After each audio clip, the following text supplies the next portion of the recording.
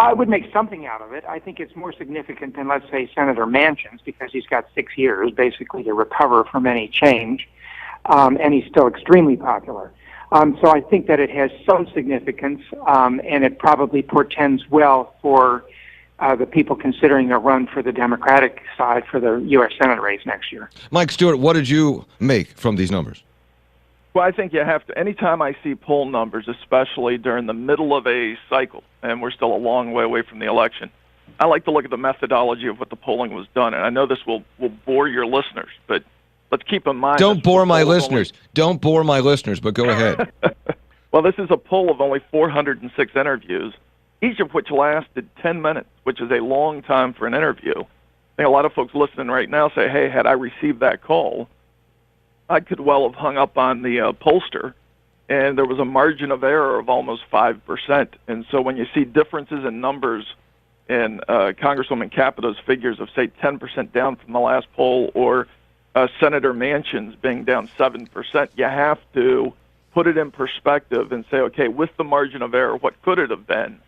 And so I would think that Congresswoman Capito and Senator Manchin both would find the polling interesting, but not real informative. So, George, you probably agree with that.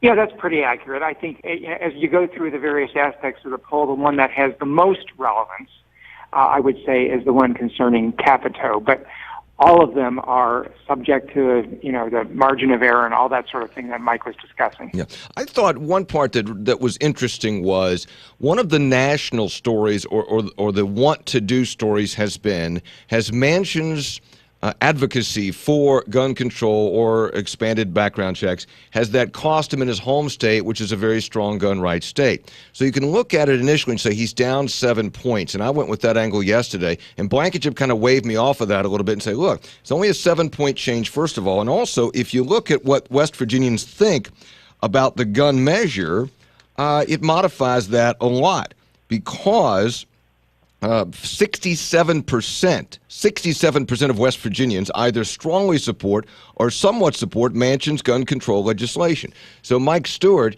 that would tell you that that the majority of West Virginians are not that upset with Manchin on the gun issue. Is that what you drew from that?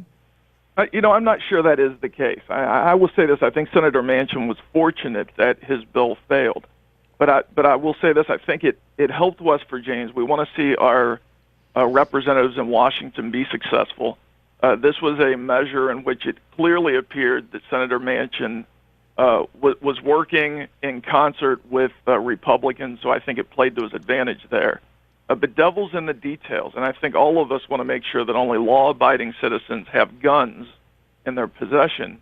But what was included in that bill, I think, had it passed, I think Senator Manchin may have paid a price in the long run because, like I said, devil's in the details, and he looked like a player without punishing law-abiding citizens with overwhelming regulation. George, what did you think the number of the gun number, and whether that did or did not impact Manchin? Well, I think it shows how extremely popular Senator Manchin actually is, because this didn't happen entirely in a vacuum. Not only was there the obvious publicity of his proposal, but he was under attack by ad campaign going on television here in West Virginia. And despite that negative ad campaign, without a countervailing positive campaign, his numbers moved by only 7 points. And I think he has done a very good job of explaining to the public and to his constituency here in West Virginia that his proposal is not gun control at all. It is simply something very reasonable, which is just to make sure that people who are mentally incapacitated or have a criminal background shouldn't get their hands on guns. It told me, too, and again, you have to be careful about drawing too many conclusions, but I've heard from a lot of folks, a lot of listeners, a lot of emailers, a lot of tweeters who've been very upset with Manchin, very upset with his view, but they may fall into the 35% category, 33%, that don't want any additional gun control, obviously, and weren't going to support Manchin anyway. So that may be it might be a little bit preaching to the choir on some of that. Hey, let me ask you guys this concerning, I thought that it was an underplayed story because everybody was talking about the Manchin numbers, the Capito numbers, the Tenet numbers. Earl Ray Tomlin Get this, the governor has an approval rating of 69%. This comes from, and I think Mark's work is accurate, but he's also a Republican pollster. Tomlin has the support of 69%. That's his approval rating. It's the same as it was in March. And here is the cherry on top, is that when West Virginians are asked about the loss of jobs, the question actually says West Virginia's lost jobs over the last year. Who do you blame for that? Only 3% blame Tomlin. George Carenbauer, the guy's got a little Teflon on him I didn't know he had. George?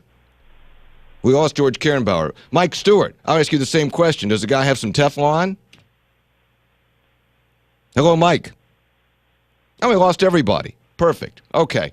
But I do think that was a number that stood out concerning Earl Ray Tomlin. The high approval rating and also the fact that West Virginians, to a large degree, simply do not blame the governor for the loss of jobs. Let me go back to George Carenbauer. George, you there?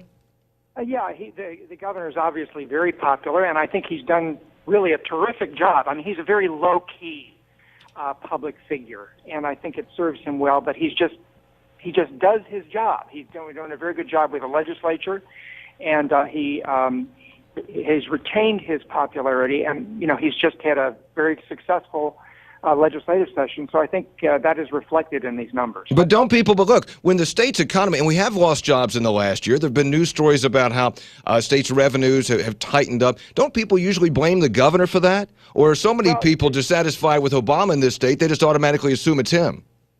Well, I think that actually you've hit upon something that Mike and I completely disagree with. People are actually quite capable of distinguishing between the president and the governor, and it's reflected in the popularity numbers.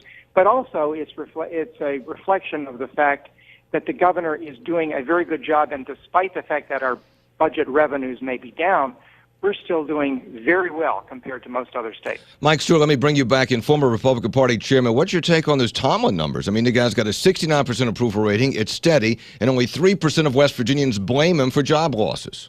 Yeah, I think most West Virginians understand that we live in a world economy and that we're impacted by things that happen overseas, whether it's Greece, whether it's Spain, whether it's other places. And we also understand the challenges of a national economy that President Obama has caused to be very difficult for companies.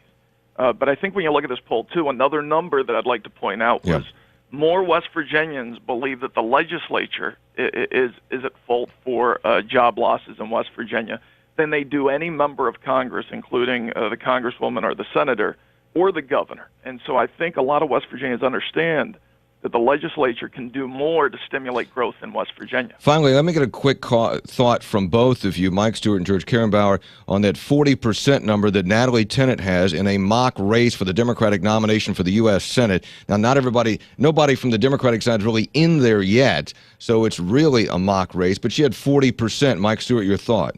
Yeah, I'm glad you asked me on this one because I thought it interesting, she being at 40%, but I think she's the far left of the Democrat Party. She'd be very comfortable in Washington with the Nancy Pelosi's, the Harry Reids of the world. Issues only matter in certain campaigns. They will certainly matter in a U.S. Senate campaign. She's certainly in the extreme, and I think over time her numbers would certainly come down. I think this is clearly just a name ID number. George Carenbauer, what do you think of Natalie Tennant's 40? Well, Mike has certainly read an awful lot into that. I think it reflects the name recognition, basically, of the four people who were put into that poll. And Secretary of State Tennant is, I think, quite well liked and well known, and that is why she has the highest number. And then Justice Davis has the next number because she's holding public office, and then the other two don't hold any office, and that's why they're down at 1%. George Carenbauer, former Democratic Party chairman, Mike Stuart, former Republican Party chairman. Good to talk with you both. Thanks for coming on.